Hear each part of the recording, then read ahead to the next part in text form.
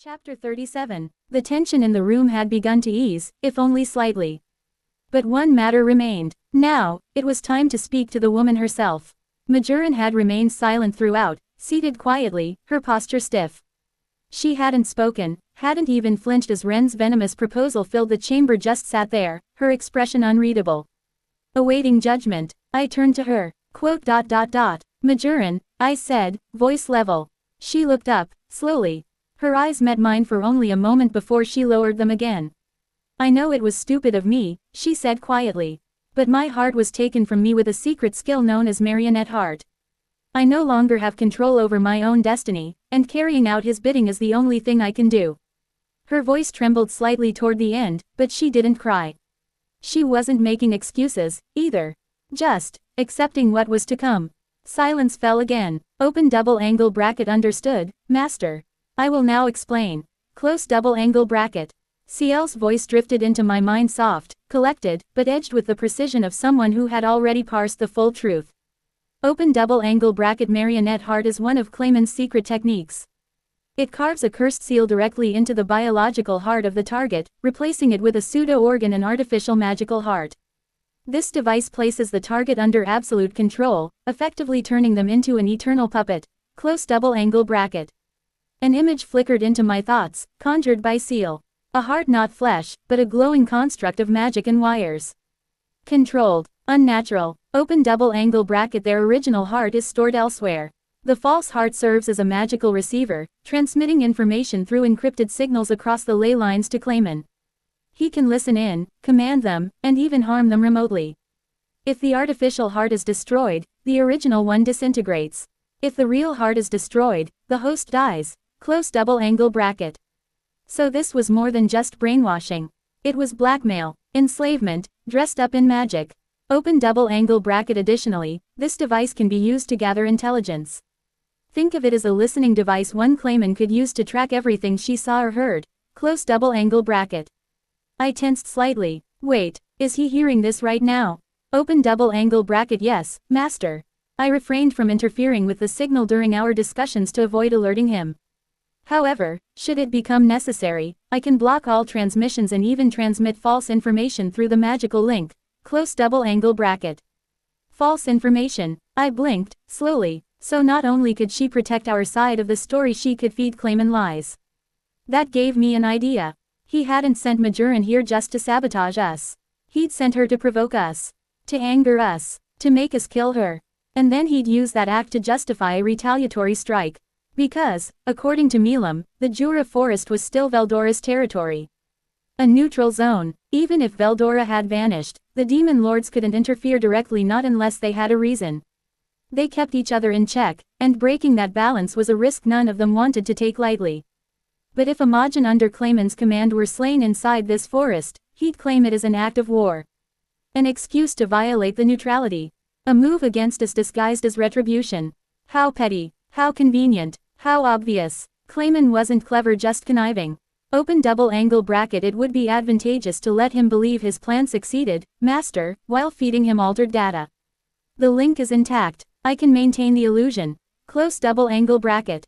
I gave the slightest nod, my mind whirring through the implications. He wanted me to lash out. So I wouldn't. I would do the one thing he wasn't expecting.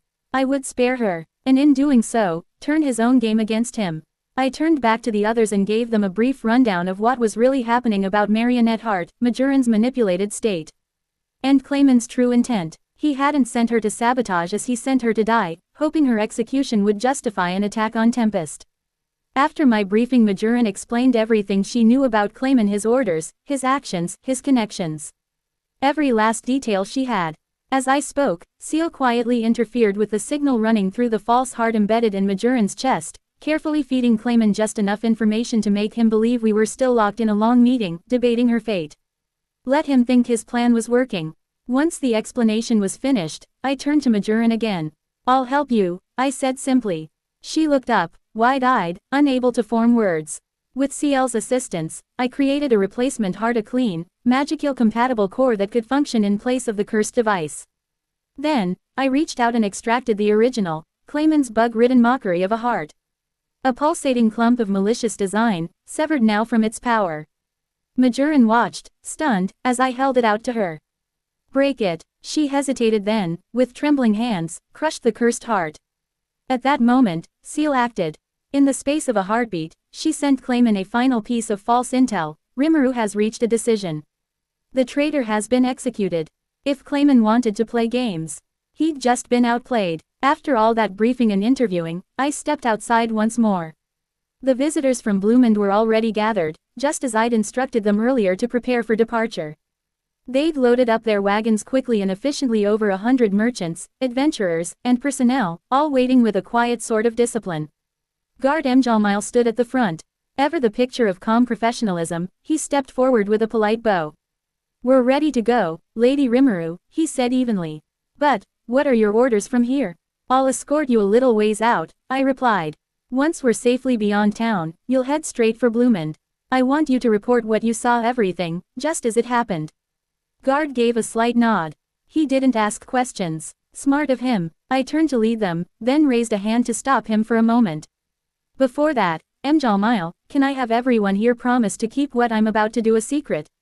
He blinked. A beat passed, then he gave a sly smile. "Ah, one of those situations, huh?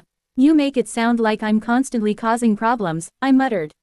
"Ha ha ha. No, never. But let's say I've grown very familiar with your definition of normal, Lady Rimuru."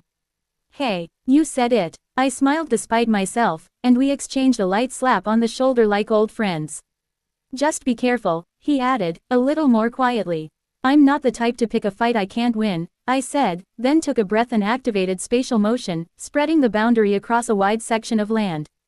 The reaction was immediate. Eyes widened. Gasps broke the quiet. Even Benimaru and Geld, who were watching from within the barrier, looked somewhere between impressed and exasperated. They'd seen a lot, but I could still surprise them. "The outskirts of Bloomend's about the best I can do for you all," I called out. "It won't last long, so hurry up and hop in there." The visitors nodded, faces still frozen in disbelief, and quickly began filing through. None of them asked any more questions, which I appreciated. Magic existed in this world. Everyone knew that, so it took more than a little pixie dust to really shake people here. Still, the scope of the spell left an impression, if nothing else. Before they left, I had them all promise to spread the word and to lend whatever support they could to our cause. But would it really have much effect? We were already at war. Not openly, perhaps, but the die had been cast. We couldn't afford to make any rash moves, especially not with the Western Holy Church looming in the background. They'd be obligated to provide military support if I asked, as per our pacts. But that wasn't what I wanted. And as a nation, there probably wasn't much else Bloomend could do anyway. I watched our visitors go as I mentally pored over my situation. I had been delayed a bit longer than I thought, but now I decided to help out Shuna with the wounded. Rigard had mentioned an errand or something he wanted done, but I figured he could handle that without me. Heading over to the building that served as our makeshift hospital, I found two people laid up in beds, Hakuro and Gobta. Shuna was at their side, quietly tending to them, and Kurobe was assisting her as best he could, though he looked more out of place than usual. "How are they looking?" I asked gently. Shuna looked up, her face pale from fatigue. "Oh, Lady Rimuru." Kurobe lowered his head. "I don't know what to say. Thank you for coming, my lady." I waved a hand. "Don't be so stiff. I'm just here to help." My eyes turned to the two patients. Gobta was uncharacteristically still, while Hakuro looked like he'd gone a few rounds with a whirlwind. They both sported deep, ugly gashes. Long, curved slash wounds that hadn't closed properly. "Whoa, these are some serious cuts. Here, let's try this." I fished out a pair of high-grade healing potions and sprinkled them over their wounds. The golden liquid shimmered as it hit their skin, but nothing happened. "No healing, not even a spark of response." "I apologize," came Rigard's voice from the doorway, bowing deeply. "We have already made the attempt, Lady Rimuru. Unfortunately, even our highest-grade potions proved ineffective. At present, we are relying on Lady Shuna's healing magic." That got my attention. "Seal," I called mentally. Less than already on it, master." Greater than her calm voice answered me without pause. Less than analysis complete. The wounds were inflicted by a high-level wind-type skill, most likely a vacuum blade. The residual elemental disruption is interfering with standard healing protocols. Greater than, so it was an air-type attack, huh? That explained the clean cuts and why potions weren't working. Magicules in the wound had been scattered too widely for them to bind properly. Less than shall I guide you through a targeted purification and restoration procedure.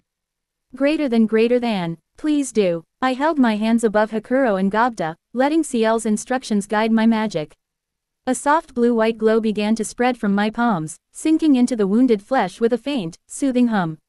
The slash marks shimmered, twisted slightly and then began to close. Kurobe gasped softly, "It's working." Shuna gave me a relieved smile, brushing Gobta's forehead. Thank goodness. Within moments, the wounds were fully sealed, no scars, no sign they had ever been there.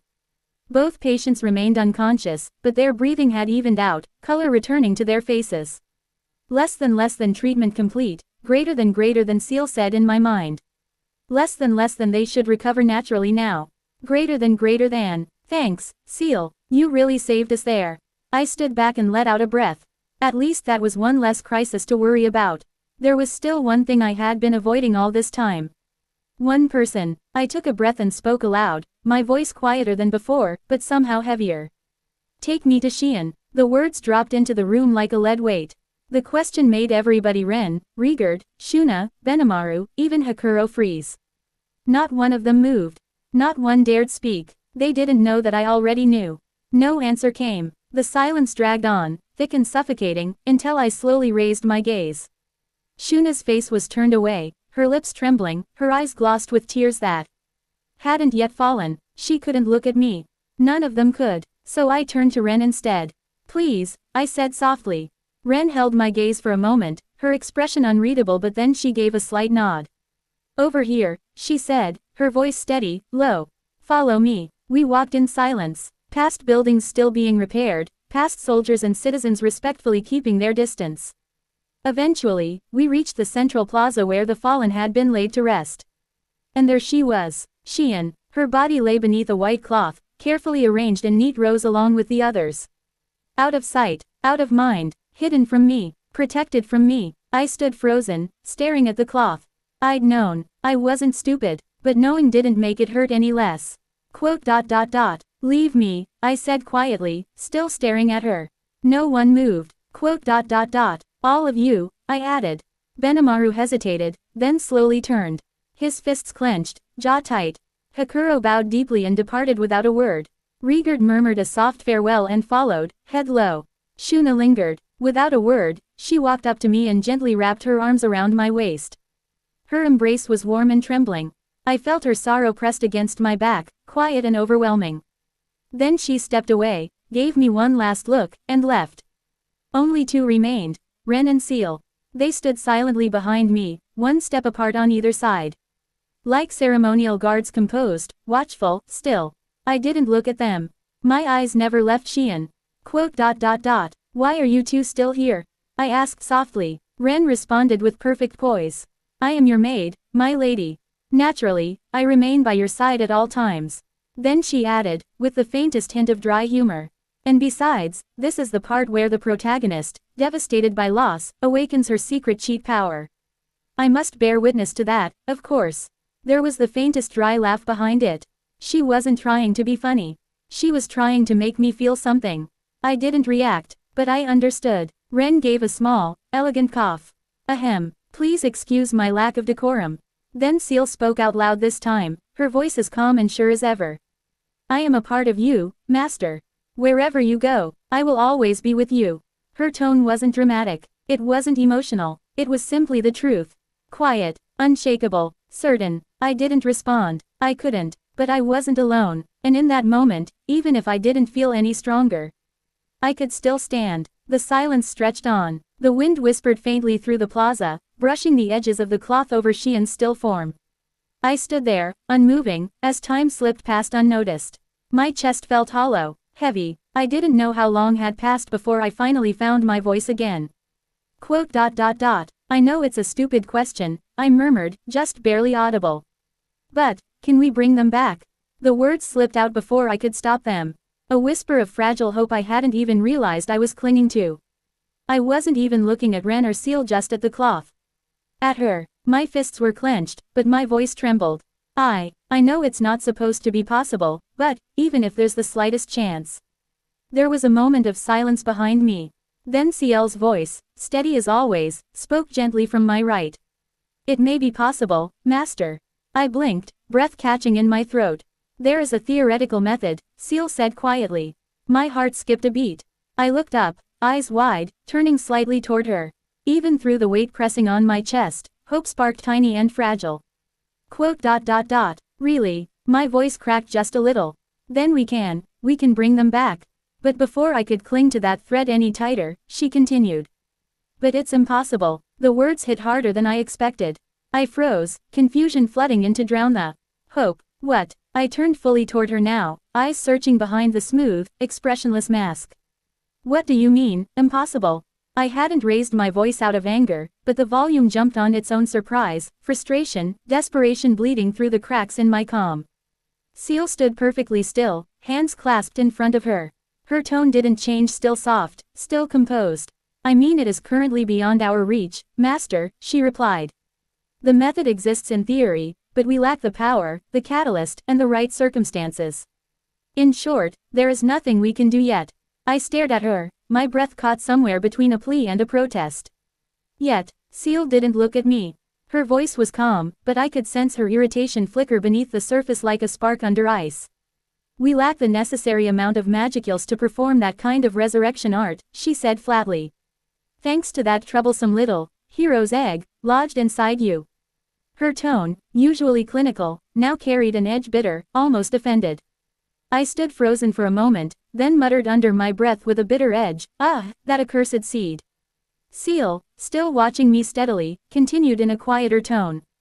However, we might be able to bypass the restriction and obtain the necessary magicals. My head turned again, a flicker of hope reigniting in my chest. Really? How? We can borrow them, she said. From Veldora. My lips parted slightly. That actually could work. But just as quickly, Ciel added with a note of finality. But, but, it's still impossible, Master. Wow, what's with this emotional roller coaster? My voice cracked halfway between despair and disbelief. Ren, ever faithful and annoyingly on brand, lifted a finger to her chin. And what's with this information roller coaster? First hero seeds, now dragons. What's next? Are you going to awaken your secret cheat power and reverse the flags? Seriously, what kind of anime did you watch? Ren tilted her head, deadpan serious. All of them, my lady. All of them. I blinked at her, caught off guard by the sheer conviction in her voice. When I was stuck at home for a month, my family didn't bother me, she continued. So I binged everything, one by one. Anime, light novels. Honestly, I could probably shatter the world record for pure, uninterrupted degeneracy. I stared. Ciel, blinking slowly, finally said, I fail to understand half the words you just said. Ren shrugged. That's okay. The important part is, I've studied every type of tragic backstory and plot twist possible. I'm emotionally immune now. Says the same person who casually suggested we should destroy an entire nation. Ren crossed her arms. Well, it was the most efficient way. Ciel nodded. She's not wrong. The logic tracks. I let out a groan. Please stop agreeing with each other. I let out a long breath, rubbing the bridge of my nose as their chaotic energy faded. Then I turned toward Ciel, my voice quieter but firm. So, about earlier, what did you mean by, but, Ciel? She responded with careful clarity. Even if we borrowed Veldora's magicals, the resurrection still wouldn't be possible yet, Master. Not because we lack power, Veldora's energy is more than sufficient, but because of a more fundamental problem. My stomach twisted. What kind of problem? The souls, she said. They've already left their bodies. That alone would normally make revival impossible. A sharp breath caught in my throat, but she raised a hand calmly before I could speak. However, thanks to the barriers surrounding the town, their souls are being restricted from vanishing completely. They're still here, suspended, hovering in the space between life and death. That flicker of hope flared again in my chest. Then, it is possible. Ciel nodded slowly. It is, but we lack the means to gather them. I stood still for a moment, processing it all. Then something came to mind. What if I use gluttony? I asked, eyes narrowing as I turned toward her. Couldn't I pull their souls in my stomach?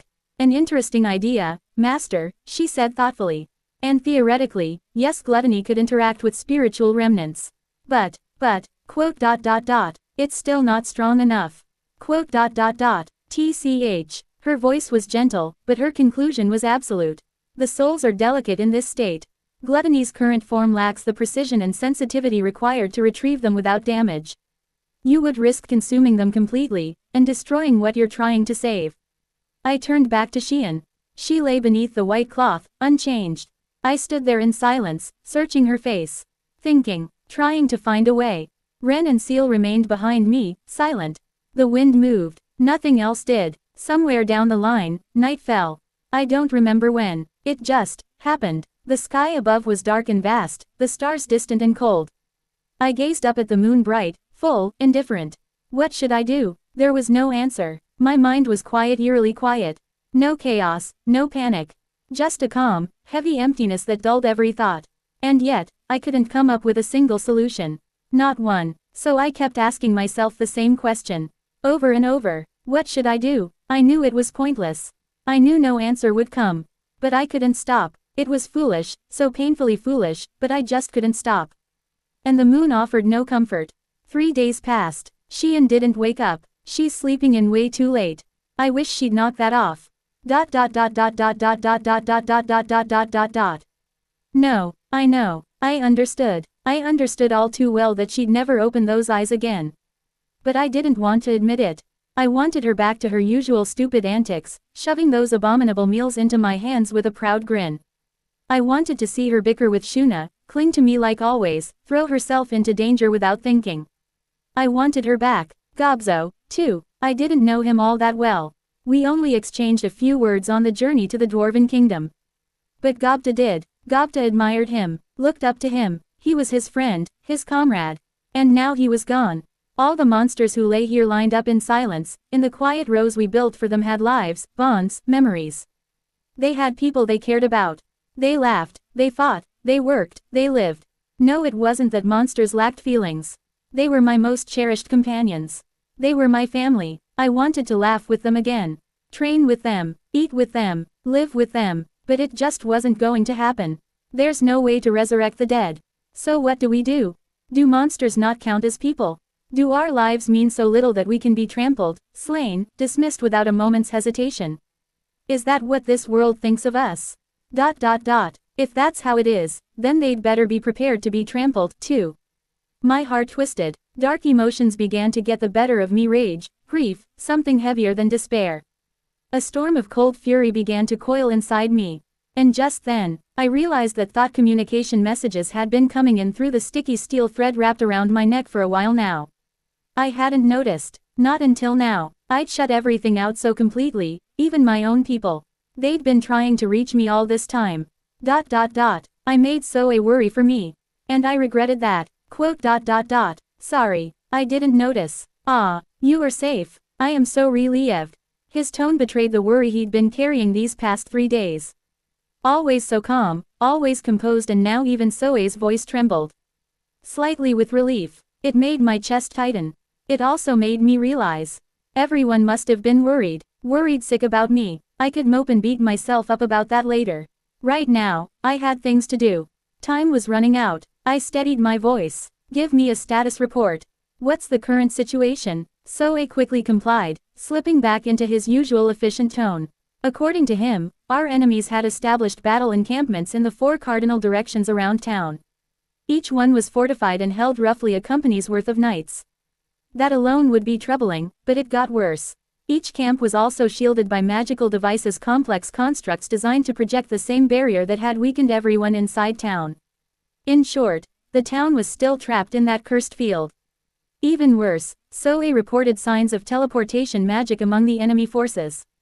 They had a way to call for reinforcements, and we couldn't afford to waste any more time. And unfortunately, even with all of Soe's elite shadow operatives, they lacked the firepower to bring down even a single encampment by themselves. I clicked my tongue. This wasn't going to be easy. But I wasn't going to let things end like this. Not without a fight. All right, don't stretch yourself too thin. Join up with Gabble and rest. But that's an order. Rest. Quote, Yes, my lord. I wasn't accepting any other reply. I couldn't make Soe's team do something reckless and get them killed as a result. I just couldn't. That's when my magic sense picked something up, several figures, cautiously approaching from the west. They weren't trying to hide, but they kept their pace slow, respectful. I recognized them before they were even in view. Kabul and his friends. It made sense. I'd issued the order for everyone to leave me alone, so if anyone was coming close now, it had to be someone from out of town. And they must have traveled night and day on that wagon I gave them to make it back this quickly. I'm sorry we're late, boss, Kabul said, stepping forward, his voice quieter than usual. Rimuru, Guido added, rubbing the back of his neck, clearly uncomfortable. I gotta admit I really don't know what to say here. They probably wanted to say something like, hang in there, or, you'll get through this. The kind of lines that are supposed to comfort you when you're grieving. But before either of them could try, Ellen stepped ahead of them and held out a hand to stop them. Her expression was tense, serious, but there was a flicker of something else in her eyes. Rimuru, she began quietly, I can't say this has much of a chance of succeeding, or, like, any, really. She hesitated. I didn't interrupt. But there are some fairy tales, old stories about people coming back from the dead. Stuff like reincarnation, resurrection magic, ancient arts from long ago. I kept staring at her. Fairy tales, she didn't say it to give me hope. That wasn't the look she had in her eyes. She said it because even if it was foolish, even if it was grasping at myths and legends, she still wanted to offer me something. Anything, even a dream. Thanks, I said softly. Maybe that was enough, even if I didn't believe in miracles anymore. Can you tell me more about them, Ellen? I turned toward her. If there was any chance, I wasn't about to refrain from betting on it. Ellen nodded, hesitating only a moment before quietly recounting the old tale. Her voice was soft, almost uncertain, as she spoke of a soul returned from the afterlife not through divine intervention, but through overwhelming power and a transformation beyond humanity. A being who rewrote their fate through sheer force of will. She didn't name the figure. She didn't need to. As I listened, a strange sense of familiarity stirred inside me. This sounded like Milam, that reckless, terrifying, yet oddly lovable walking disaster of a girl. If anyone fit the image of someone defying death and reason to bring someone back, it was her. So it wasn't just a fairy tale. If I became a demon lord, then maybe I could actually bring them back. Seal, open double angle bracket, yes, master, close double angle bracket. Why didn't you tell me this was possible? There was a pause, not just analytical silence, hesitation. Then she spoke, open double angle bracket, actually, master, there is something I didn't report earlier. Close double angle bracket. Open double angle bracket. Due to Hinata's attack, your soul has been weakened. Cracks have formed along its structure. Close double angle bracket. My eyes widened. Open double angle bracket. If you attempt to evolve into a demon lord in this state, the transformation could place too much strain on your soul. There is a high chance it might shatter.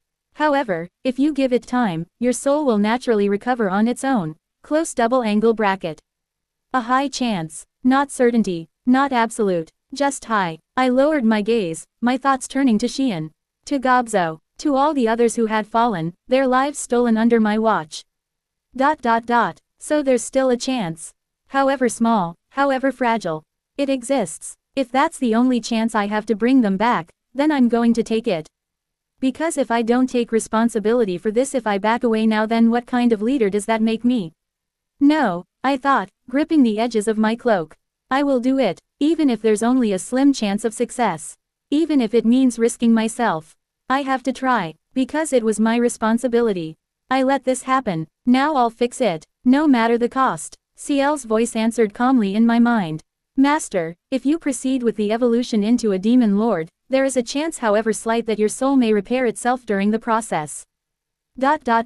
A chance, I exhaled slowly, eyes still on Xian's still form. Not a promise. Not even a likelihood, just a possibility, but that was enough. I see, that's all I need, then. Even the thinnest thread of hope, I'd take it. If there was any chance I could bring her and the others back, I wasn't going to hesitate. Very well, Ciel continued. To evolve into a true demon lord, you must nourish the transformation with the sacrifice of at least 10,000 human souls. 10,000 lives. I stared at the ground in silence, that number pressing down like a weight on my chest. And then her voice came back to me, not Ciel's. Ren's. Clear, unflinching, unapologetic. However, I will not yield on this. I insist that the knights who raised their swords must all die. For our people, for those children who can no longer cry. She hadn't been angry, not cold, either, just, resolved, and I knew she meant every word. I swallowed hard. If I hesitated here, I would lose everything again. If I do this, Ciel, if I become a demon lord, can I really bring them back? There is a chance you will awaken an ultimate skill in the process. In order to bring them back, an ultimate skill is required. A chance, not a promise, not even close. But still a chance. And right now, that was everything to me. All right, my voice came out firm, despite the swirling in my chest. I'll do it, I'll become a demon lord. Thanks for telling me about that, Ellen. Are you sure about what you're saying, though? I mean, you're basically telling me to become a demon lord. I looked at her, searching for any hesitation. She glanced down at the ground for just a moment, then looked back up, her eyes steady and full of resolve.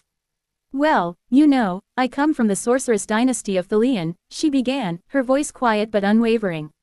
And, I always looked up to adventurers, their freedom, their courage. That's what pushed me out into the world in the first place. She paused, taking a breath, before continuing, but you know what, I'm done just watching, I want to help Xian, too. I don't want to just stand back and let Pharmas or the Western Holy Church get away with this. I hate people who think monsters are evil just because they're monsters. Her fists clenched at her sides, trembling slightly. I know that telling you about this is something I can never take back. That this decision isn't one I can undo. But, I don't know, it just feels wrong to leave things like this. I stared at her for a moment, feeling the sincerity in her words. Ellen wasn't the strongest. She didn't have some overwhelming power to change the world. But what she had, what she offered, was her conviction. Her support. And that meant more than she could ever know. Thanks, Ellen, I murmured. She nodded, a little smile tugging at her lips. We've got your back, Rimuru. Whatever you choose. There was sincerity in her voice, a quiet strength I hadn't expected. Maybe that was why, in that moment, she chose to open up. Ellen's real name was Elwyn, apparently. She came from a noble family in the sorceress dynasty of Thalion. Trained at the Royal Academy, she had left the country to pursue the dream of adventuring. It was a confession that seemed to weigh heavily on her, even if her resolve didn't waver. Kabul silently shook his head at the revelation. Guido tilted his head toward the sky, eyes closed, as if sighing to the heavens. Ah well, Kabul muttered, running a hand through his hair. If that's what the lady wants, you'll see no complaints from me. I'm her bodyguard, after all. Me neither, Guido added, arms behind his head. Guess it's gonna be Lady Ellen, from now on, huh? That made me blink. These two weren't exactly your average adventurers either, it seemed. After a bit of nudging, they admitted it themselves. They had left Thalion not out of wanderlust, but to serve as Ellen's personal guards. Loyal to the end, and clearly more than just bodyguards. They were friends. Real ones. The kind you could rely on no matter what. A small ache tugged at my chest. Honestly, I was a little jealous. That kind of bond was something rare. Ellen's expression shifted, a mix of wistfulness and conviction settling on her face. So, probably, when you become a demon lord, Rimuru, it's gonna be totally obvious that I tipped you off. Thalion's intelligence bureau already knows I'm involved with you. It won't take long for them to figure out I said something. She laughed a little, not bitter, not regretful, just honest. So, until then, I want to help as much as I can. I want to see it through. All of it. I want to see what happens in the end. She knew, she wasn't going to have her adventurer's freedom for much longer. And yet, she'd chosen to spend the last of it here with me, with us. I didn't say anything right away. There wasn't anything that really needed to be said. I just nodded, quietly grateful. Thanks, I murmured again, softer this time. They'd all made their choice. Now it was time for me to make mine. With the decision made, everything felt like it had finally snapped into motion. Step 1. Keep the souls of everyone we lost from disappearing. I focused my mind and adjusted the great magic I had analyzed earlier through Analyze and Assess. Using that foundation, I enhanced the barrier surrounding the town, reinforcing it to hold the souls within. I didn't know how much longer Majoran's magic would last, and if it shut down all at once, their souls could scatter like mist in the wind. I couldn't risk that. The cost in Magicules was steep. Very steep. But compared to the absolute despair I'd been drowning in until just yesterday, it felt like nothing. I poured everything in. No hesitation. Oddly enough, I almost felt elated. Good thing I'd thought to analyze that barrier earlier, even though I didn't expect it to be useful. That one idle move connected everything, opened the door to a real chance to get Xian and the others back. A pulse of power echoed out as the enhanced barrier snapped into place. That was when Benimaru and the others, no doubt sensing the sudden magic surge, rushed toward me in alarm. Lady Rimuru, what have you? Benimaru, I said, voice firm but calm. Gather everyone. We're holding a war council. I'm going to lay out our next steps. He blinked. Wah, yes, my lady. They dashed off, my orders sending them scrambling into motion, shoulders straighter, steps sharper. The heaviness that had been choking this place for the past few days had started to shift, just slightly. I wasn't sure if it was hope or resolve, but for the first time in what felt like forever, the fog in my chest had started to clear. To be continued.